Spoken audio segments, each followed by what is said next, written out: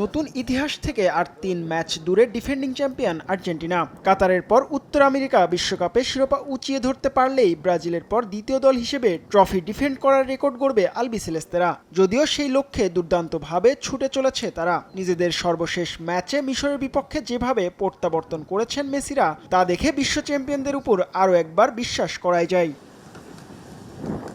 শিরোপা ধরে রাখতে কোয়ার্টার ফাইনালে আর্জেন্টিনার প্রতিপক্ষ সুইজারল্যান্ড। ৭২ বছর পর আবারও বিশ্বমঞ্চের শেষ আটে জায়গা করে নিয়েছে তারা। জাকা, এমবোলো, আকেনজিদের দুর্দান্ত ছন্দে এই সাফল্য পেয়েছে সুইজরা। তবে তাদের থেকে মেসি, লাউতারো মার্টিনেজরা অভিজ্ঞতা ও শক্তিমত্তায় যোজন যোজন এগিয়ে। তাই তো আর্জেন্টিনা সুইজারল্যান্ডের লড়াইয়ে মেসিদের এগিয়ে রাখছেন আলবিসেলেস্তেদের সাবেক স্ট্রাইকার সার্জিও আগুয়েরো।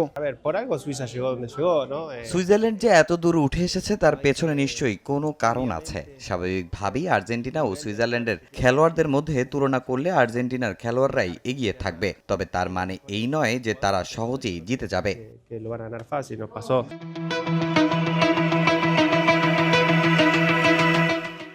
বিশ্বকাপের নকআউটের ২ ম্যাচে প্রতিপক্ষ ভুগিয়েছে আর্জেন্টিনাকে। সুইসদের সঙ্গে একই চিত্র দেখা যেতে পারে। জমাট রক্ষণের সঙ্গে মেসিকে আটকানোই হতে পারে তাদের মূল লক্ষ্য, যার জন্য সুইজারল্যান্ড শারীরিক ফুটবলে মনোযোগী হতে পারে। এই জায়গাতেই ভয় করছেন আর্জেন্টাইন সাবেক নম্বর ৯ আগুয়েরো।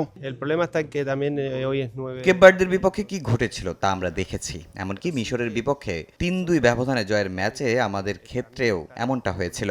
সুইজারল্যান্ড শারীরিকভাবে বেশ শক্তিশালী এবং রক্ষণাত্মক কৌশলে খেলা একটা দল। তাই ম্যাচটি দারুণ উপভোগ্য হবে ঠিকই, কিন্তু জয় পাওয়াটা মোটেও সহজ হবে না। মায়ামি বিচে বিশ্বকাপের আমেজ উপভোগ করেছেন আগুয়েরো। মেসি, ম্যারাডোনার বিশ্বকাপ ট্রফি হাতে পোস্টারের সঙ্গে ছবি তুলেছেন তিনি।